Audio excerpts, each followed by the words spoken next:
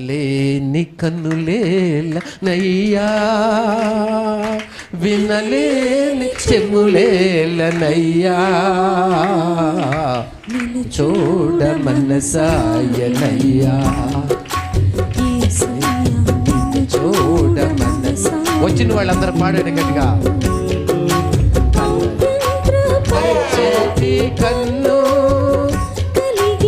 అగ్నిలో మండేటి కన్నా, అభ్యంతరపరిచేటి కన్ను అగ్నిలో మండేటి కన్నా, కన్నే లేకుంటే మేలు, నిన్ను చూసే కన్ను సన్నా, ఆ కన్నే లేకుంటే మేలు, నిన్ను చూసే కన్నే సన్నా. కన్నలేని కన్నులేలనయ్యా, వినలేని చెవులేలనయ్యా, చూడ మనసాయనయ్యా, చూడ మనసాయనయ్యా. చాలు. 3 రోజుల నుంచి అక్కయ్య గారు నాతో మాట్లాడటం మానేశారు అనిపిస్తుంది. మాట్లాడటం మానేశారు. పిల్లలను నన్ను గమనిస్తున్నారు, అక్కయ్య గారిని గమనిస్తున్నారు. పిల్లలకు కొంచెం వయసు వస్తుంది కదా, ఇద్దరు మాట్లాడుకోవట్లా. ఆదివారం రాని వచ్చింది. ఆదివారం కూడా మాట్లాడతారని నేను ఎంత ఎదురు చూస్తున్నా ఏం చేయట్లా, మాట్లాడట్లా. ఏదో కరువు, లోపల కరువు ఏం చేస్తుంది, పని చేస్తుంది. ప్రార్థన చేస్తున్నాం.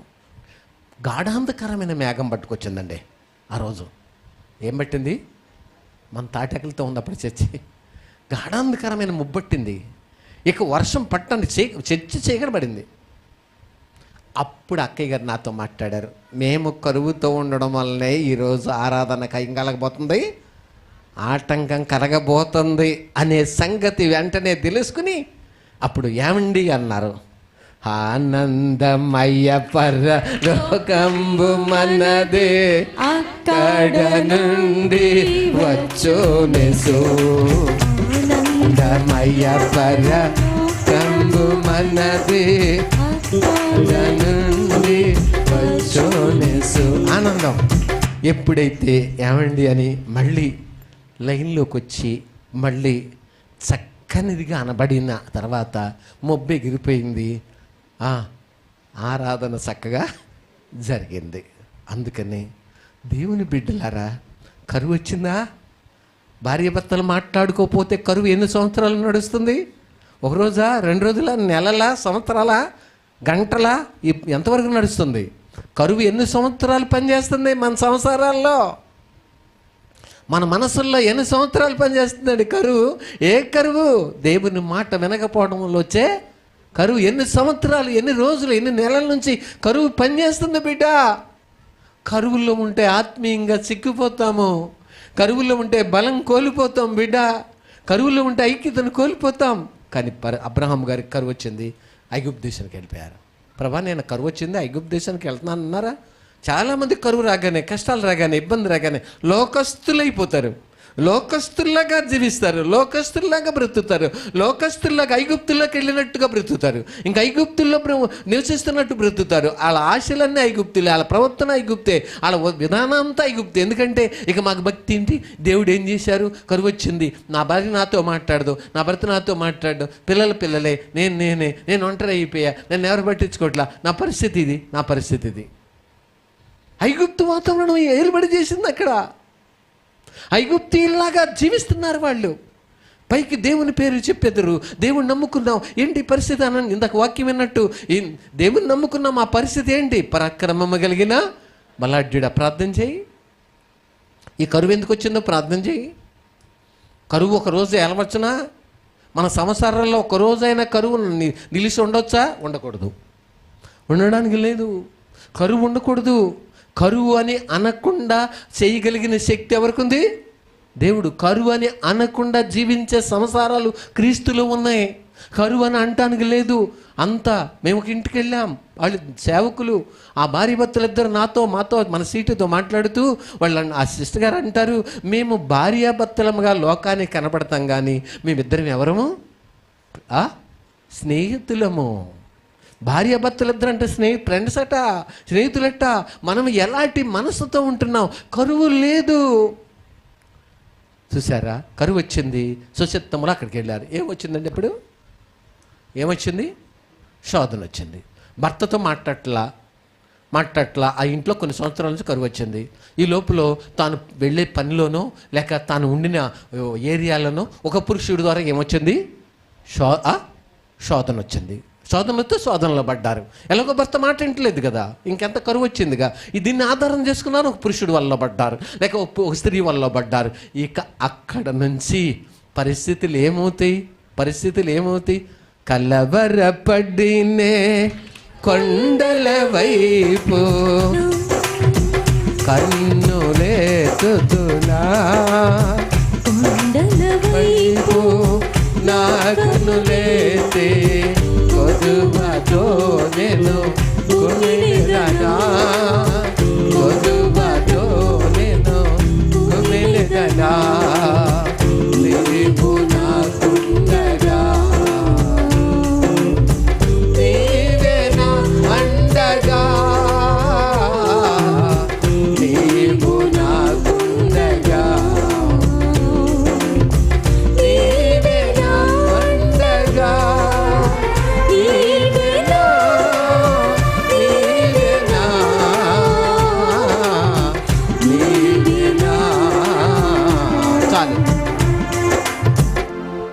యేసు ప్రభు ఈ మధ్య ఒక రోజు నాతో మాట్లాడుతూ నన్ను చాలా బాధ పెట్టావన్నారు. అయ్యో ప్రభా, ఏం పెట్టాను? నా వాక్యం బోధించడంలో నువ్వు తగ్గిపోయావు, నీకు నీరసం వచ్చినట్టు పరిస్థితి వచ్చింది, దాన్ని తెచ్చుకోవడానికి కారకుడు నువ్వే. నా పరిచర్య చేయడంలో, వాక్యంని బోధించడంలో ఏమయ్యావు? సమయం అంతా వృధా చేశావు, నన్ను చాలా బాధ పెట్టావన్నారు. నిజంగా చాలా బాధ పెట్టా. ఎవరిని? దేవుడు సమయం అంతా ఏం చేసి వృధా చేసేసా, బాధ పెట్టా. తండ్రి నన్ను క్షమించండి, నేను ఇలాగా కాపాడుకోలేక ఇలాగ మిమ్మల్ని బాధ పెట్టాను, నేనే బాధ పెట్టాను.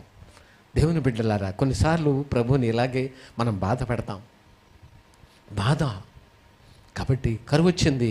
ఐగుప్తు దేశంలోకి వెళ్ళి కూర్చుంటే ఏం జరిగింది? అక్కడ సుఖంగా ఉండాలిగా, అక్కడ ఆనందంగా ఉండాలిగా, అక్కడ కాలు మీద కాలు కూర్చోవాలిగా, సుఖంగా బ్రతకాలిగా. మరి ఏంటి ఇప్పుడు? భార్యని తీసుకుపోయి ఏం చేశారు వాళ్ళు? పరు యొక్క కోటలోకి తీసుకెళ్ళి అక్కడ పెట్టి కూర్చున్నారు. ఇప్పుడు అసలైన కరువు ఎవరికి వచ్చింది? ఈ శరీర సంబంధమైన కరువు ఏమో ఐగుప్తు తీసిపోయింది. ఇప్పుడు ఏం కరువు వచ్చింది? అబ్రహాం గారికి నిజమైన కరువు వచ్చింది, కలవరం వచ్చింది, కరువు వచ్చింది. కరువు ఆత్మ సంబంధమైన కరువు, కలవరం, ఇబ్బంది. భార్య లేరు, ఇప్పుడు కోటలోకి తీసిపోయారు. ఆవిడ వచ్చినా ఇంకా ఆవిడ వస్తారా? ఆవిడని ఆయన పంపిస్తారా? లేదు. నా చెల్లెలని చెప్పమన్నారుగా, నా చెల్లెని చెప్తానని అన్నారు, అన్నని చెప్పాలనుకున్నారు, ఇద్దరు సంభాషణ చేసుకున్నారు. నువ్వు చక్కని దానివని, నిన్ను చూసి నిన్ను ఆశించి నన్ను చంపేస్తారు భార్య అంటే. అట్లా కాదు, నువ్వు నా చెల్లెలు, నా అన్ననే చెప్పాలను అని సంభాషణ చేసుకున్నారు. బాగానే ఉంది. అక్కడ పోయిన తర్వాత ఇంత అందమైన, సౌందర్యమైన, చక్కని, గొప్ప సౌందర్యం కలిగిన ఈ శారాన్ని చూసి ఐగుప్తు దేశంలో ప్రజలు చూసి, అయ్యో బాబోయ్, ఇలాంటి స్త్రీ ఎక్కడ మేము చూడలేదు ఈ ప్రపంచంలో. ఈ రాజు దగ్గర రాణి అయితే ఎంత బాగుంటుంది అన్నారు. రాజు దగ్గరికి వెళ్ళి, అయ్యా మన దేశంలోనికి ఒక ఫ్యామిలీ వచ్చింది, ఆయన అబ్రహాం అట, శారా అట, ఆమెను నిజంగా ఇలాంటి వ్యక్తిని మేము ఎక్కడ చూడలేదయ్యా, ఎంత సౌందర్యవతి అని అనగానే తీసుకురండి అన్నారు. తీసుకొచ్చి పరో ఎదురు నిలబెడితే ఆయన మైమరిసిపోయారు. కళ్ళు తిరిగి కింద పడే అంత పని అయిపోయి. నిజంగా నా ప్రజలు చెప్పింది నిజమే అనిపించింది. నేను అనుకున్న దానికంటే ఎక్కువ అందంగా ఉంది ఈ అమ్మాయి అనుకున్నారు. లోపల పెట్టారు. లోపల పెట్టి ఆయనలో ఎక్కడ లేని ప్రేమ పొంగొచ్చింది. ఎందుకంటే ఎవరు అతను? అబ్రహామా? మన దగ్గర ఉన్న ఆవులు, గేదెలు కొన్ని ఉన్నాయి కదా, అదే గేదెలు కాదు, గొర్రెలు, ఆడగాడిదలు, మగ్గాడిదలు ఇవన్నీ ఉన్నాయి కదా ఒంట్లో, కొన్ని ఇచ్చేయండి ఆయనకి. ఎక్కడ లేని ప్రేమ వచ్చింది. చూసారా? ఒక అమ్మాయి ఫస్ట్ పరిచయం అయినప్పుడు నీకు సెల్ ఫోన్ కావాలా అంటాడు. ఎక్కడ లేని ప్రేమ అప్పుడే వస్తుంది. నీకు సెల్ ఫోన్ కావాలా? ఏది కావాలి? నాకు యాపిల్ కావాలి. ఎగరు ఏం కావాలి, ఏం కావాలట? యాపిల్ సెల్ ఫోన్ కావాలి. అంతేకాదు, యాపిల్ వాచ్ కూడా. ఇంతేనా నువ్వు కోరుకుంది? బ్యాంకులో 5 లక్షలు ఉన్నాయి, ఇబ్బంది ఏమి లేదు. ఎంత ఉంది? 5 లక్షలు ఉంది. చూసారా, ఎక్కడ లేని ప్రేమ పొంగొచ్చింది. నీకు పుట్టినరోజు ఎప్పుడు? డిసెంబర్ 5. జనవరిలో మనం ఉన్నామా? డిసెంబర్ చాలా కాలం ఉంది. ఈ లోపల మనము సొంతంగా పుట్టినరోజు ఏం చేద్దాం? ఒకటి క్రియేట్ చేసుకుందాం, సొంత పుట్టినరోజు. చూసారా, ప్రేమ ఏమవుతుంది? పెరిగిపోతుంది. బట్టలు తీశాడు, అబ్బా ఎంత ప్రేమ, ఎంత ప్రేమ. చూసారా, ఎంత ప్రేమ. పరువు కూడా ఏమొచ్చింది? అబ్రహాం పట్ల ప్రేమ వచ్చింది. శారాన్ని బట్టి సౌందర్యవతి, ఎంతో సౌందర్యం. దేవుని బిడ్డలారా, ఇలాంటి పరిస్థితుల్లో అబ్రహాం గురించి దేవుడు అనుకుంటారు, ఏమాయా కరువు వచ్చింది, ఐగుప్తు దేశంలోకి ఎందుకు వచ్చావు? నన్ను అడిగేవా? ఇప్పుడు నీకేమొచ్చింది? శోధన వచ్చింది. ఈ శోధన ఎంత ఇబ్బంది పెడుతుంది, ఎంత ఇబ్బంది పడుతున్నప్పుడు ఆవిడని తీసుకుని లోపల వేశారు. ఇప్పుడు ఆవిడని బయటకు పంపిస్తారా? ఇక చెల్లెని చెప్పాం పైపెచ్చు. మళ్ళీ అది ఇంకా నీకు లాక్కుబడిపోయింది, పరిస్థితి మారిపోయింది. అందుకనే సంగీతము లాయే పెను తుఫాను నీయో, సంగీతము లాయే పెను తుఫాను నీయో, సమసిపోవునే నీ నామ స్మరణలో, సమసిపోవునే నీ నామ స్మరణలో, సంతసముందే నామది. చాలు, మళ్ళీ నా స్వరము యథాప్రకారంగా రావాలని దేవుడు ఎంత నా విషయంలో ఏం చేశారు? చింతించారు. మళ్ళీ ఆ పరిస్థితి నుంచి విడుదల పొంది మళ్ళీ యథాప్రకారంగా నా బిడ్డ ఎప్పుడు మాట్లాడతాడు నా సన్నిధులని ఎంత బాధపడ్డారో. చూసారా, దేవుని బిడ్డలారా, ఈ పరిస్థితుల్లో లోపల లాక్కేశారుగా. అబ్రహాం ఇక గింజుకుంటున్నారు, అబ్రహాం ఇక తలడిల్లిపోతున్నారు. పరిస్థితి మారిపోయింది. భార్య భర్తలిద్దరు మాట్లాడుకోవడం మానేశారు. కొంతకాలం నడిచింది. భార్య ఒక వ్యక్తి వల్ల వెళ్ళిపోయారు. ఆ పరిస్థితి వాళ్ళిద్దరు బండి మీద తిరుగుతాం. ఈ వ్యక్తి చూశాడు, కలవరం ఏమైంది? ఇప్పుడు ఇంకా ఏమైపోయింది? వాళ్ళిద్దరు బండి మీద తిరుగుతున్నారు. ఈయన పరిస్థితి కలవరం అయిపోయింది. అయ్యయ్యో, ఎందుకు ఇలా చేశాను? నా భార్య చక్కనిదే, ఇంత కష్టం. నేను ఇప్పుడు చేతులు కాల్చుకుంటున్నాను, ఓట్ల వెంబడి తిరిగి చేతులు దిక్కుమాలినోడి కింద తిరుగుతున్నాను, పనికి మాలినోడి కింద తిరుగుతున్నాను. చక్కని నా భార్యని ఎందుకు నేను ఇలా కాళ్ళ తన్నేసుకున్నాను?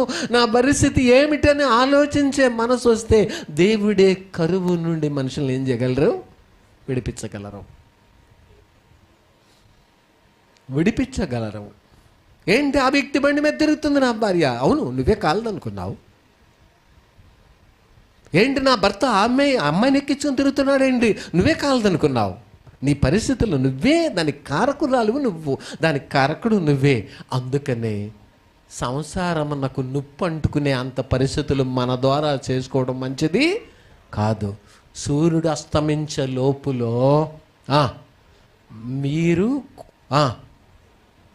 ఏమనుకుండకూడదు, దూరంగా ఉండకూడదు. సూర్యుడు అస్తమించే లోపులోనే ఏమవ్వాలి? సమాధాన పడాలి. సూర్యుడు అస్తమించే లోపల కొన్ని గంటల లోపులోనే భార్య భర్తలు సమాధాన పడాలా, తల్లి బిడ్డలు సమాధాన పడాలా, క్రైస్తవులు అనబడిన వాళ్ళు సమాధాన పడాలా, దేవుని నమ్ముకున్న వాళ్ళు సమాధాన పడాలా. దాన్ని ఎక్కువ కాలం నిలవనీయకూడదు, దాన్ని ఎక్కువ కాలం కొనసాగనీయకూడదు. కొనసాగితే అపవాది వచ్చి ఎరుకో గోడలాగా ఏం చేస్తాడు? గోడ కట్టేస్తాడు. అయిపోద్ది మన పని. కాబట్టి ఈరోజున ఎంతమంది జీవితాల్లో సమస్యలతో నిండిపోయారు. అక్కడ భార్య పరువు స్వాధీనంలో అయిపోయారు. ఈయన పరిస్థితి ఏంటి? ఇప్పుడు భార్యను చూసుకునే అవకాశం లేదు, చక్కనిది చూసుకునే అవకాశం లేదు. ఏమ్మా సేరా అంటానికి లేరు, ఆ వాయిస్ లేదు. ఇప్పుడైతే ఫోన్లను వచ్చినాయి, అప్పుడు ఆ ఫోన్లు కూడా లేవు. ఏం మాట్లాడటం లేదు. సమీపంగా వెళ్ళి ఒక లుక్ వేసి వెళ్తాను అంటానికి కూడా ఆవిడ ఏం చేయనివ్వరు, కనబడినెవరు. పరువు కనబడినిస్తాడా? కనబడినెవరు. పరిస్థితి మారిపోయింది. చూసే అవకాశం లేదు, చూసుకొని సంతోషించే అవకాశం లేదు, భార్యను చూసుకునే అవకాశం కొన్ని రోజులు అయిపోయింది. పరిస్థితి మారిపోయింది, ఐక్యత పోయింది, సమాధానం పోయింది, కలవరం వచ్చింది. ఏం చేయాలో అర్థం కావట్లా. ఇక్కడ తింటున్నాడు కానీ ఈయన అబ్రహాం గారు భోజనం చేస్తున్నారు, ఆ రొట్టె మాంసం ఏదో తింటున్నారు, తనతో పాటు ఉన్నోళ్ళు కూడా ఏదో తింటున్నారు కానీ సుఖం లేదు, సంతోషం లేదు, తృప్తి లేదు, ఆనందం లేదు. అందుకనే దేవుని బిడ్డలారా, ఈ పరిస్థితుల్లో మళ్ళీ అబ్రహాము గారు పశ్చాత్తపడి, తండ్రి మిమ్మల్ని అడగకుండా ఐగుప్తు దేశమునకు నేను వచ్చినందున నాకు బలమైన పనిష్మెంటు వచ్చింది. మళ్ళీ నా భార్యని కనుక నాకు అప్పగిస్తే మళ్ళీ నేనేం చేస్తా, మళ్ళీ మీ చిత్తం చొప్పున నడుచుకుంటా అనే గ్రహింపు వచ్చి అప్పుడు అడిగిన తర్వాత దేవుడు సర్లే అని ఆ పరో ద్వారా కొంత హెల్ప్ చేయించి భార్యని మళ్ళీ తిరిగి అప్పగించి ఆయన మహావేదనల చేత వేదనలు పెట్టి ఆ భార్యని బయటకు తీసుకొచ్చి అబ్రహాం గారి చేతికి అప్పగిస్తే అబ్రహాం గారు వచ్చి ఎక్కడ గుడారం వేసుకున్నారు? గెరారులో దక్షిణ ప్రాంతంలోకి వచ్చి గుడారం వేసుకున్నారు. చూసారా, సమస్యలు తెచ్చుకుంటున్నాడు మనిషి. ఈ పరిస్థితుల్లో సమస్యలు తెచ్చుకుంటున్నాడు, చాలా సమస్యలు తెచ్చుకుంటున్నాడు. ఇక్కడ కూర్చున్న వారిలో ఎంతమంది మీ భార్య భర్తలు మాట్లాడుకునే ఎన్ని రోజులైంది? కరువు వచ్చిందా? తల్లి బిడ్డలు మాట్లాడుకుని ఎంతకాలం అయింది? తండ్రి బిడ్డలు మాట్లాడుకుని ఎంతకాలం అయింది? భార్య భర్తలుగా మీరు మాట్లాడుకుని ఎంతకాలం అయింది బిడ్డ? మీరు ఎంతకాలం నుంచి మాట్లాడుకోవట్లేదు? మీ కరువుని ఇలాగే కొనసాగిస్తే మీరు క్షీణించిపోతారు కదా. కరువు అంటే క్షీణింపజేస్తుందిగా, క్షీణించిపోతారుగా. మీరు ఎంతకాలం నుంచి మాట్లాడుకోవట్లా? ఏంటిది? ఇది క్రైస్తవ కుటుంబము కాదు కదా, ఇట్లా కాదే. క్రైస్తవ కుటుంబం అంటే ఎలా ఉంటుంది? యెహోవా నా కాపరి, నాకు లేమి కలగదు, పచ్చిక గల చోట్ల ఆయన నన్ను పరుండ చేయుచున్నాడు, శాంతికరమైన జలముల యొద్ద ఆయన నన్ను నడిపించుచున్నాడు. నడిపించు నానావా నడిసాంద దేవా, గట్టిగా రాత్రంతయో పడినా రాలేదు ప్రమోచము,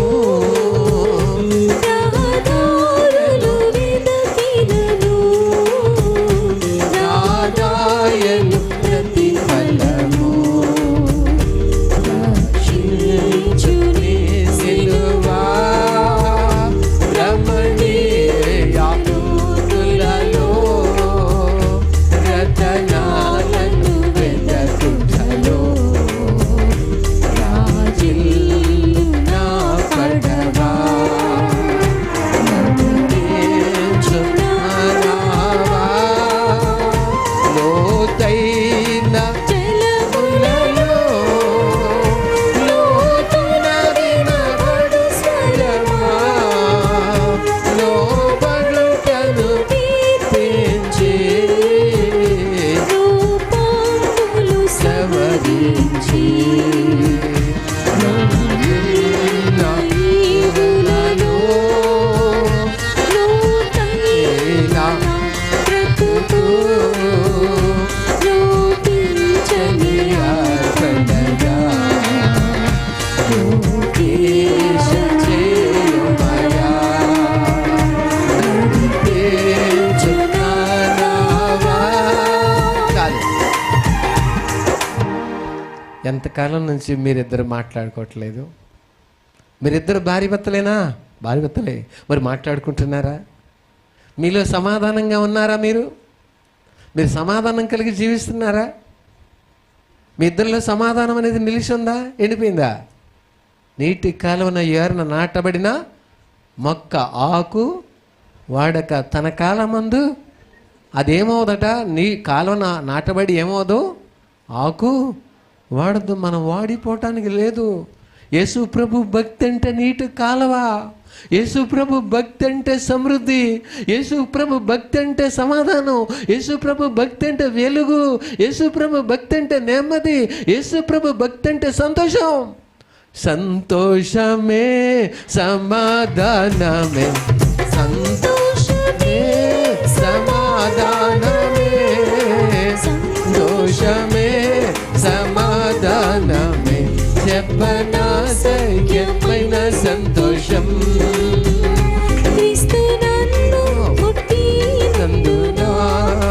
సంతోషమే సమాధానమే, సంతోషమే సమాధానమే, సంతోషమే సమాధానమే, చెప్పనా సఖ్యమైన సంతోషం, చెప్పనా సఖ్యమైన సంతోషం.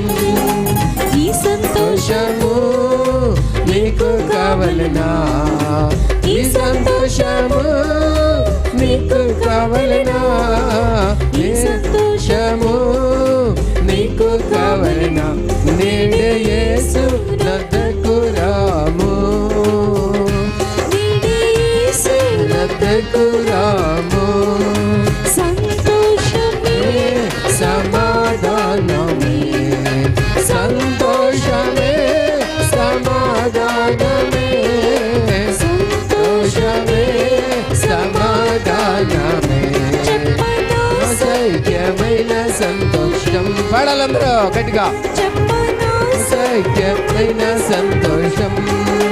సత్య సమాధానం నీకు కావలనా, సత్య సమాధానం నీకు కావలనా, సత్య సమాధానం నీకు కావలనా, సత్యుడేసు నద్దకు రాము, సత్యుడేసు నద్దకు రాము.